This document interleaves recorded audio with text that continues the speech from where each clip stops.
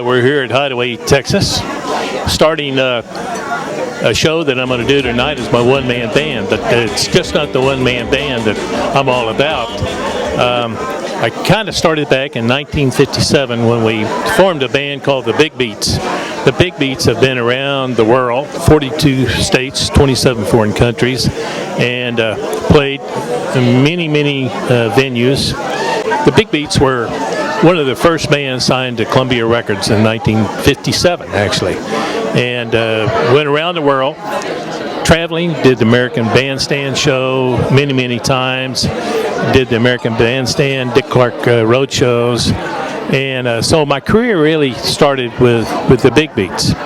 You know, it's hard to talk about how things might have been or could have been, but my band, the Big Beats, were always one record away from a hit, although we toured with the biggest stars in the world. I was actually the piano player for Buddy Holly and the Crickets, and we got our start in Clovis, New Mexico with Norman Petty. A lot of the stars in those days wanted us to be on the show because we could play their music the way it was supposed to be played. So we had the privilege of playing with many greats in those days: Gene Vincent, Eddie Cochran, Buddy Knox, Jimmy Bowen, the Crickets, Buddy Holly, Roy Orbison, and also I recorded with a lot of those people also. When I got to Clovis, New Mexico, I was the only piano player around, so luckily I got to play and record with a lot of those artists. And believe it or not, most of those things were recorded 50-some years ago, 54 years ago actually, and I'm still getting checks, so it turned out pretty good. Here's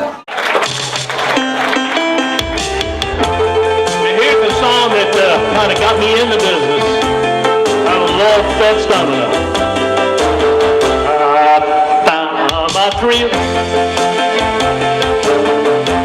Oh, blue baby. Oh, blue baby. But I knew. As far back as I can remember, when we were growing up, we traveled all over the place, going from show to show. Dad was a big-time rock and roll star, and we lived everywhere from Alaska on a cruise ship to trailer parks and on the east side of the states, and it was quite an experience. And every once in a while we got to go to the club and see the shows. Just as long as I can remember, we were touring around the country. And Dad's been a real influence on me and our family musically. My youngest son, Joey Kendall, he's a brilliant songwriter, talented musician. My middle son, Andrew, he's a great artist, very creative. And my oldest son, Brooks Jr., he plays with Rodney Parker and 50 Pacer Reward. He's a bass player. Music is just a big part of our lives, and I'm proud to be in it.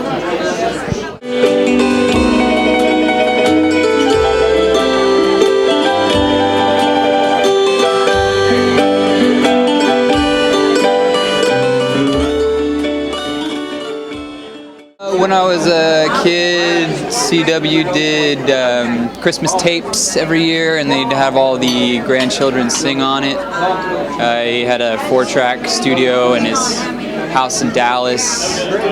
And we'd sing along, and he'd have the MIDI music in the background.